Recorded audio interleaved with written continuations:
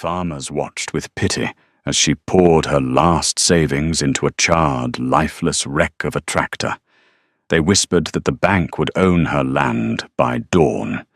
They didn't realize she wasn't buying scrap. She was buying her future. What she discovered inside that engine changed everything. The Willamette Valley had a way of breaking people quietly. It didn't happen in a sudden dramatic flash. It was a slow bleed, a missed loan payment here, a dry summer there, a sudden drop in the price of winter wheat, and suddenly a family legacy was gone. For Tiffany Anderson, the bleeding was about to become fatal. Tiffany sat on the porch of the farmhouse her great-grandfather had built, staring at a piece of heavy cream-colored paper. It was from First Continental Bank in Portland. The signature at the bottom belonged to a man named Gregory Finch, a loan officer who had never set foot in boots, let alone walked a muddy field. The letter was a notice of intent to foreclose. She had exactly 28 days to come up with $64,000, or the bank would take the 450 acres of prime Oregon dirt that had been in the Anderson family for 4 generations. Her only chance was the upcoming sugar beet harvest. The yield was looking spectacular. Thick, heavy greens, hiding massive roots in the dark soil. It was a bumper crop that could easily wipe out the arrears and keep the bank at bay. There was just one massive, insurmountable problem. She had no way to pull them out of the earth. 3 days ago, her primary tractor, a weathered but reliable 1998 John Deere 8400, had finally given up the ghost. Tiffany had been dragging the ripper across the South 40 when a catastrophic metallic screech tore through the cab. The engine had thrown a rod right through the side of the block, showering the dry dirt with boiling oil. It was dead. Unfixable. Scrap. To harvest the beets, she needed heavy machinery. She needed horsepower, and she had exactly $18,400 to her name, the absolute dregs of her emergency savings, her father's life insurance policy, and what little she had scraped together, selling off her mother's antique silver. In the modern agricultural world, $18,000 couldn't even buy a decent set of specialized tires, let alone a tractor capable of pulling a 6-row beet harvester. "You're out of time, Tiffany," a gravelly voice called out. Tiffany looked up, her jaw tightening. Pulling into her gravel driveway was a pristine, midnight blue, 2024 Ford F350 King Ranch. The man stepping out of it was Harlan Coburn. Harlan owned 3,000 acres to the east, a sprawling corporate operation that swallowed up family farms like a snake-eating mice. He had been circling Tiffany's property since her father passed away 2 years ago. Harlan adjusted his expensive Stetson, walking up to her porch with a predatory smile. "I saw the deer getting hauled away on Mike Davis's scrap truck yesterday. Hell of a mess. Engine block looked like a grenade went off inside it. It's nothing I can't handle, Harlan," Tiffany said, folding the bank letter and slipping it into her back pocket. "Don't be stubborn, kid." Harlan sighed, leaning against the wooden porch railing. "Finch at First Continental is a friend of mine. I know what you owe. I know about the 28 days. I'm offering you a way out. I'll buy the acreage for $2 million. I'll clear your debt, give you a check for the equity, and you can move into Portland. Start a nice life. Open a coffee shop or something. Farming is a rich man's game now. $2 million is half of what this land is worth, and you know it," Tiffany said, her voice dropping to a dangerous calm. "And I'm not selling. I'm harvesting those beets." Harlan laughed, a dry, rasping sound. "With what a pair of mules you need a heavy-duty rig to pull that harvester, Tiffany. And you're broke. You show up to the Tri-State Equipment Auction in Albany tomorrow. With your empty pockets, you're going to get eaten alive. Sell to me before the bank takes it for pennies. Get off my property, Harlan." Harlan held his hands up in mock surrender, walking back to his gleaming truck. Suit yourself. But when the bank locks the gates next month, don't come crying to me for a handout. As his truck kicked up a plume of dust down the county road, Tiffany gripped the porch rail until her knuckles turned white. Harlan was right about one thing. The Albany Regional Ag Auction was tomorrow. It was the largest liquidation of farm equipment in the Pacific Northwest. Everything from repossessed combines to bankrupt estate fleets would be on the block. She had $18,400. It was a joke of a budget. But she had something else Harlan Coburn and the corporate farm mechanics didn't. She had the knowledge passed down from Arthur Pendleton, the legendary local diesel mechanic who had treated Tiffany like a daughter. Arthur had taught her how to listen to an engine, how to read the grease, and how to spot a lie hidden under a layer of soot. She was going to the auction, and she was going to find a miracle, or she was going to lose her home trying. The Albany Regional Ag Auction smelled of stale coffee diesel exhaust and raw capitalism. Hundreds of farmers, mechanics, and corporate buyers milled around the sprawling 10-acre dirt lot, inspecting rows of gleaming green, red, and yellow machinery. Tiffany walked past the premier lots, nearly new Fendt and Case IH tractors that would easily hammer for $250,000 or more. She didn't even look at them. She kept walking toward the back of the yard, where the air grew heavy with the smell of scorched metal and old oil. This was the salvage section, the as-is graveyard. She spent 3 hours crawling under high-hour machines, checking hydraulic lines, tasting transmission fluid for metal shavings, and walking away disappointed. Everything in her price range was either completely gutted or required parts that would take 6 weeks to ship from Germany. Time she didn't have. By noon, despair was beginning to set in.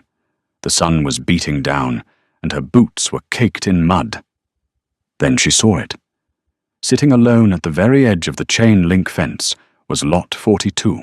It was a 2019 Case OH Magnum 340, a beast of a machine boasting over 340 horsepower, perfectly suited for heavy draft work, like pulling a beet harvester. But it looked like it had been to hell and back. The hood was scorched black, the paint bubbled and peeling, the cab glass was completely shattered, and the massive rear tires were caked in white fire-retardant foam. It was a terrifying sight. Tiffany walked up to it, reading the auctioneer's tag tied to the front grille. Lot 42, 2019, Case Y, H Magnum 340. Repossessed from Western Ridge, Ag Corp. Electrical fire in cab. Catastrophic engine failure. Engine seized. Transmission lock engaged. Parts only. Scrap condition. Tiffany frowned. Western Ridge Ag Corp. was a massive operation known for hiring kids fresh out of high school who didn't know how to maintain equipment. But a seized engine on a 2019 Magnum, those FPT engines, were bulletproof. She slipped on her heavy leather work gloves and ducked under the massive chassis. The smell of melted plastic and burnt rubber was overwhelming. She pulled a heavy-duty flashlight from her belt and began tracing the path of the fire. The mechanics who appraised it for the auction house had taken one look at the melted wiring harness running from the cab down the firewall and written it off. When they tried to jump the starter to test the engine, it wouldn't budge. Seized, they had written. But as Tiffany shined her light up into the dark, greasy cavern behind the secondary hydraulic pump, her breath hitched. The fire hadn't started in the engine bay. It had started in a faulty aftermarket GPS terminal in the cab. The flames had dripped down, melting the main CAN bus wiring harness, the central nervous system of the tractor, but the engine block itself. The cast iron was pristine. The heat hadn't even been high enough to blister the paint on the oil pan. So why was the engine seized? Tiffany slid further under the machine dirt falling into her eyes. She navigated past the heavy drive shaft, aiming her light at the transmission housing. She looked at the park lock mechanism.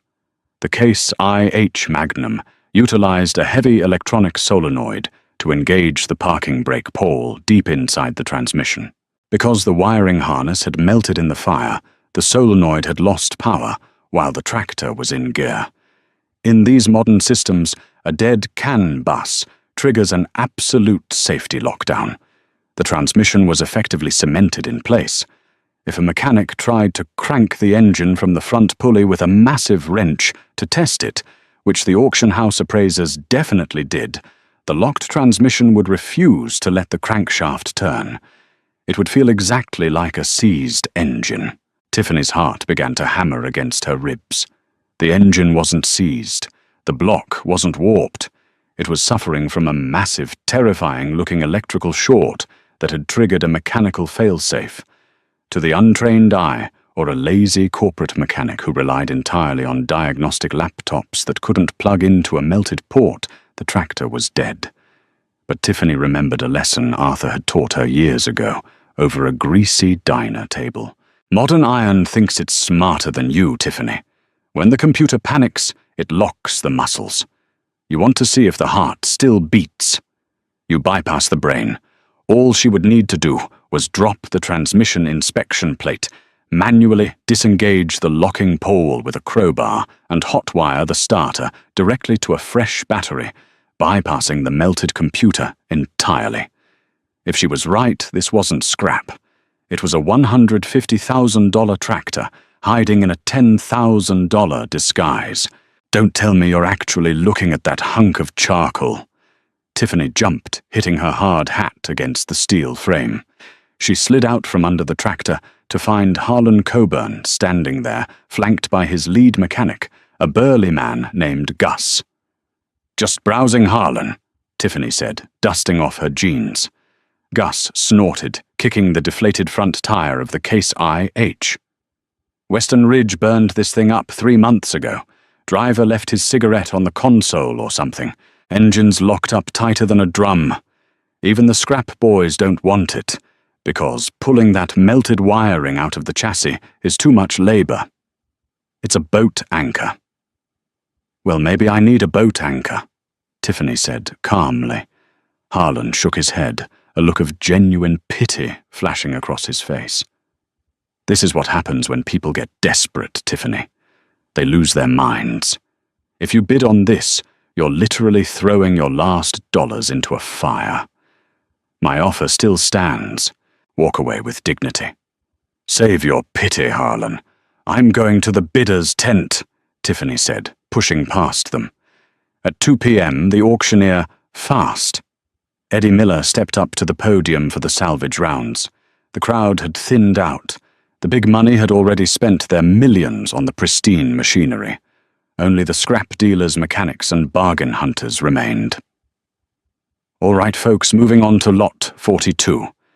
Eddie's voice boomed over the crackling PA system.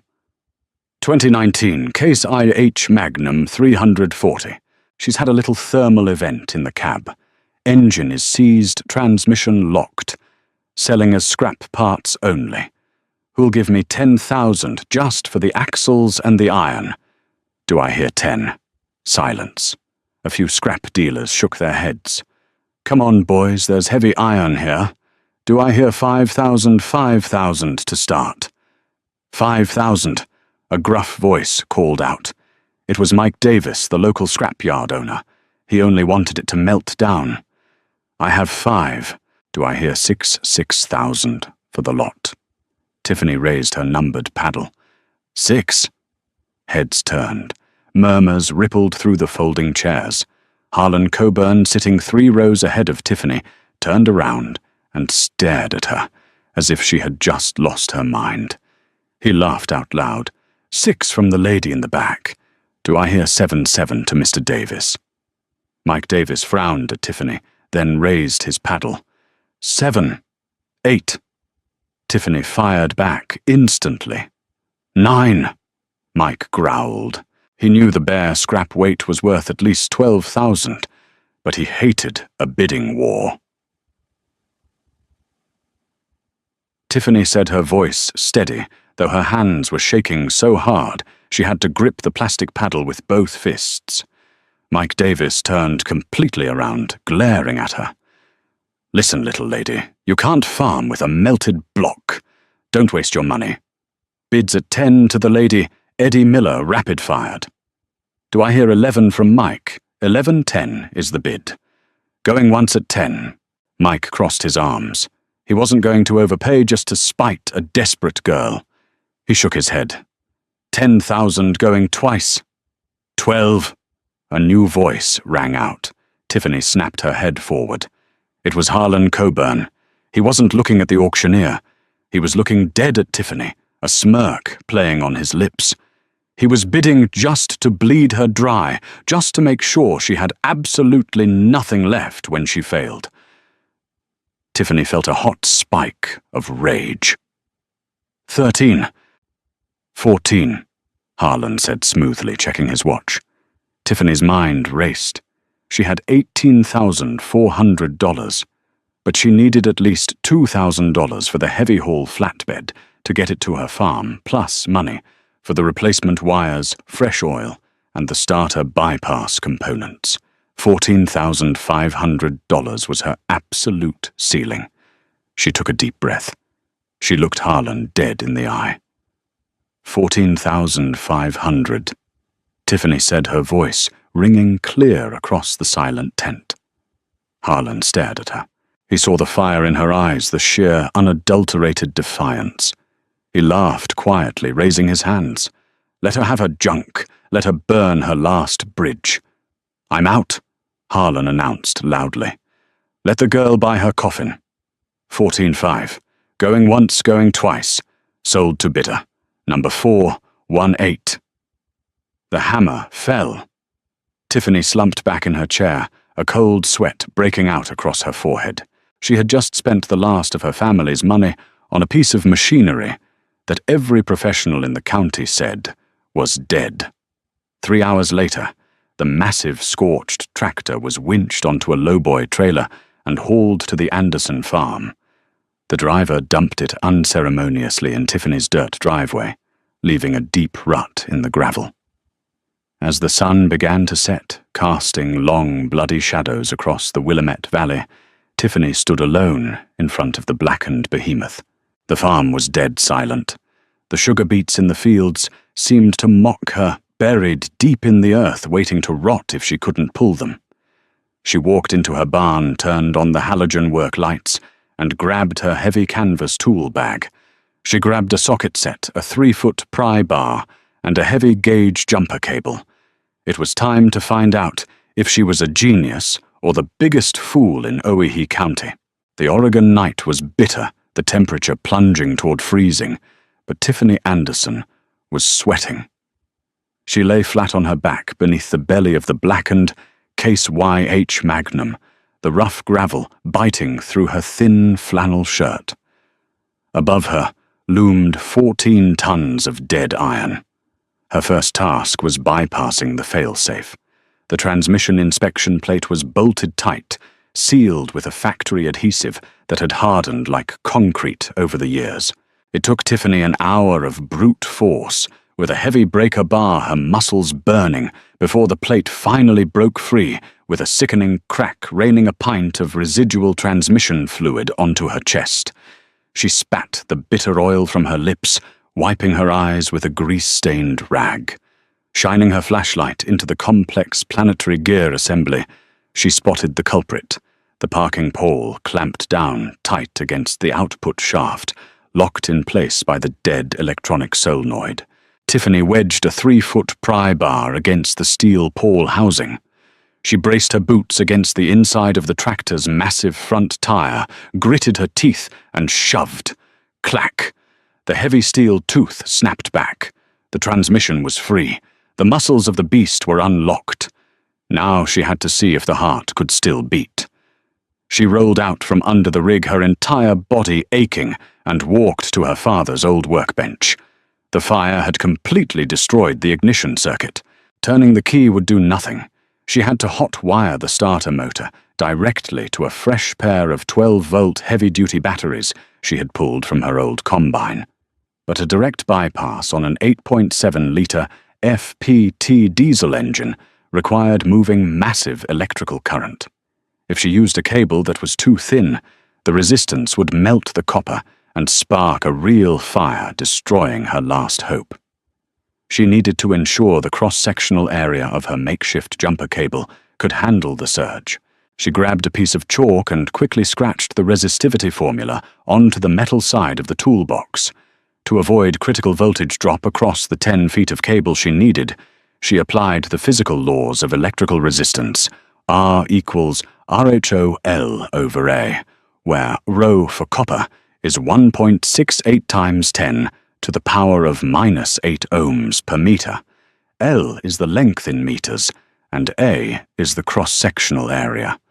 Knowing the starter drew a peak of 800 amps, and she could afford no more than a zero. $5 volt drop, she rearranged the formula to solve for the absolute minimum wire gauge area. A equals RHO times L times I over delta V. She calculated she needed a minimum of 00 gauge, 20 wire. Anything less was a death sentence for the tractor.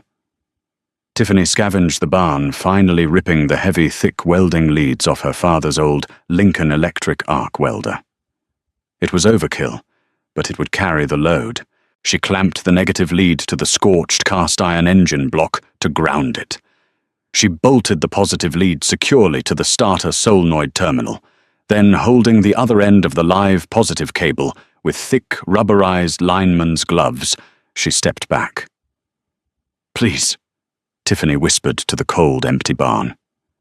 "Don't let Arthur's lessons be wrong." She struck the heavy copper clamp against the positive post of the fresh battery bank. A shower of bright blue sparks erupted, hissing viciously in the quiet barn. The heavy starter motor engaged with a loud metallic thunk. And then the impossible happened. The engine didn't just turn, it roared. Black soot blasted out of the vertical exhaust stack, showering the barn roof. The massive 340 horsepower FPT diesel engine coughed once-twice, and then settled into a deep, rhythmic, earth-shaking idle. It wasn't seized, it was perfect.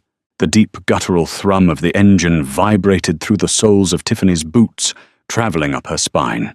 She fell to her knees in the dirt, laughing until tears cut tracks through the grease on her face. She had done it. She had bought a $150,000 engine for scrap value, but the victory was short-lived. The engine was running, but the tractor was still brain-dead.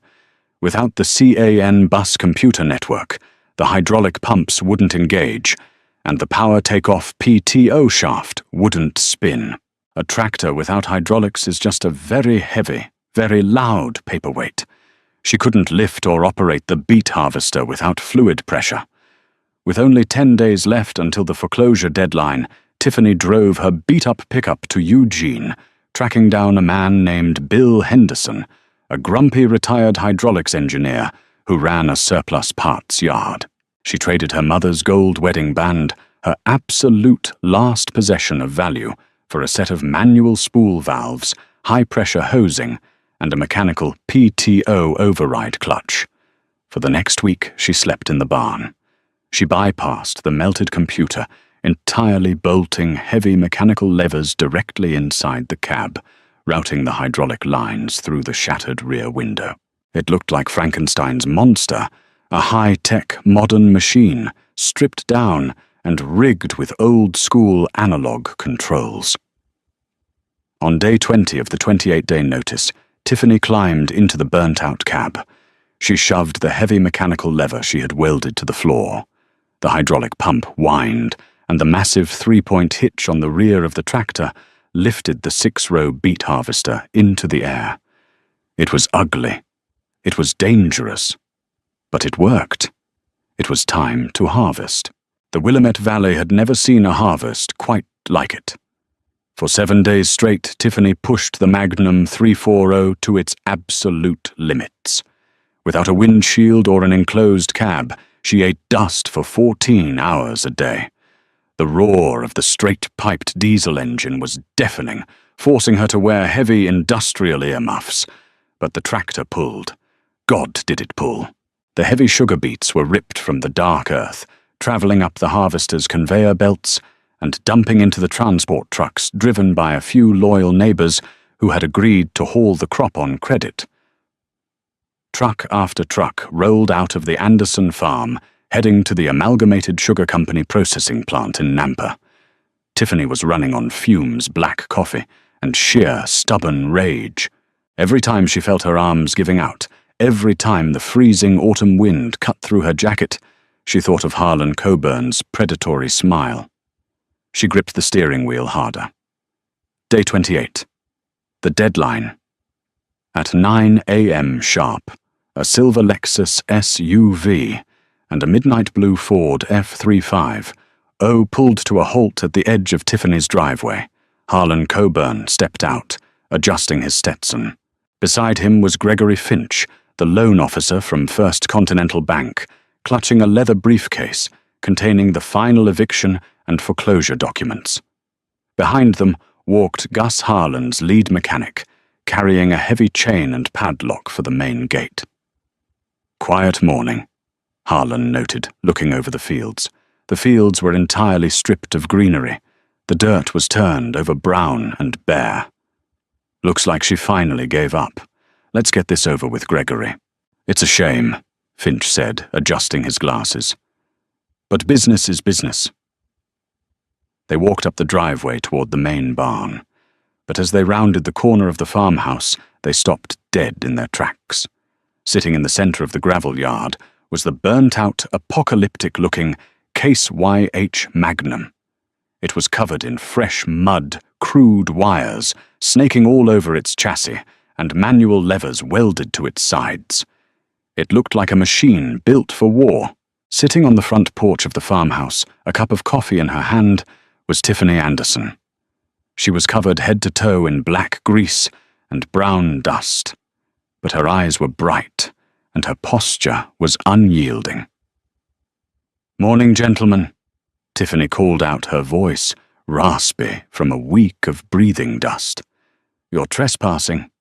Harlan frowned, stepping forward. "We're not trespassing, Tiffany. The 28 days are up. Mr. Finch here has the paperwork. The bank owns the dirt now. You need to pack your things." "Is that right, Gregory?"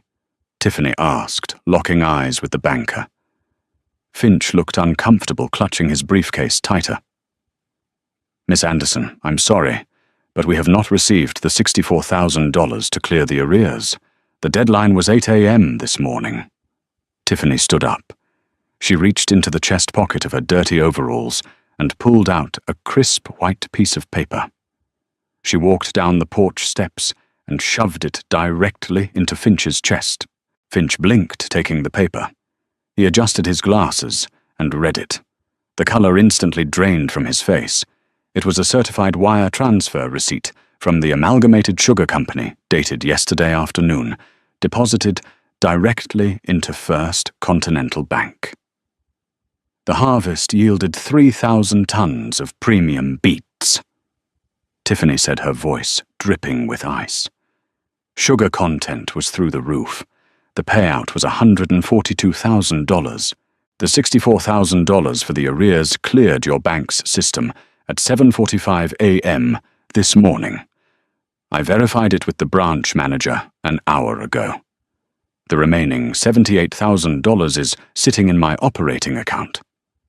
Harlan stared at her, his jaw slowly unhinging. That's impossible. You didn't have a rig. You bought a melted piece of scrap."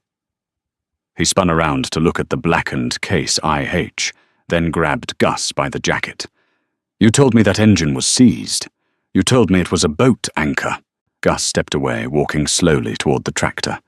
He looked at the massive Lincoln welding cables wired directly to the starter. He looked at the shattered inspection plate and the manually disengaged parking pole. He saw the analog hydraulic levers bolted to the side of the cab, entirely bypassing the melted can bus system. Gus took off his cap and ran a hand through his hair, a look of profound, professional awe washing over his face. "She bypassed the brain, mister. Coburn," Gus muttered, staring at the mechanical ingenuity. The computer melted and locked the transmission, simulating a seized block. "We just plugged in the diagnostic laptop and gave up when it wouldn't read. We never actually put a wrench on the flex plate. She did the math. She outsmarted the machine." Gus looked back at Tiffany, a deep respect in his eyes. "You got a hell of a mechanic here." "Shut up, Gus." Harlan spat his face, turning a deep shade of crimson. He turned to Finch. "Is the receipt real?" Finch pulled out his phone, rapidly typing an email to his branch. He waited 10 agonizing seconds before his phone buzzed. He looked up, swallowing hard. "It's real, Harlan. The account is current. The foreclosure is void." Tiffany stepped right into Harlan's personal space. She was a foot shorter than him, but at that moment she was the tallest person in the valley. "I told you I wasn't selling, Harlan," Tiffany whispered. "Now get off my farm." Harlan opened his mouth to speak, but the absolute defeat in the air suffocated the words. He glared at her, turned on his heel and marched back to his truck, slamming the door so hard the glass rattled. Gus tipped his hat to Tiffany before following his boss. Finch gave a nervous, apologetic nod and hurried to his Lexus. Tiffany stood in the driveway watching the dust kick up as the corporate men retreated down the county road. The cold morning wind swept across her newly turned fields, smelling of rich, damp earth. She turned and looked at the ugly, scorched, beautiful tractor sitting in her yard. It was broken, battered, and practically held together by spite and wire. But it had saved her home, and they would never, ever doubt her again. Tiffany's story proves that specialized knowledge and unbreakable grit will always outmatch corporate greed and deep pockets. When the world tells you something is broken, sometimes you just need the courage to look a little deeper and bypass the system. If this story of underdog survival and mechanical mastery got your blood pumping, hit that like button, share it with someone who appreciates hard work, and subscribe to the channel for more incredible real-life stories. Leave a comment below. Would you have taken the risk?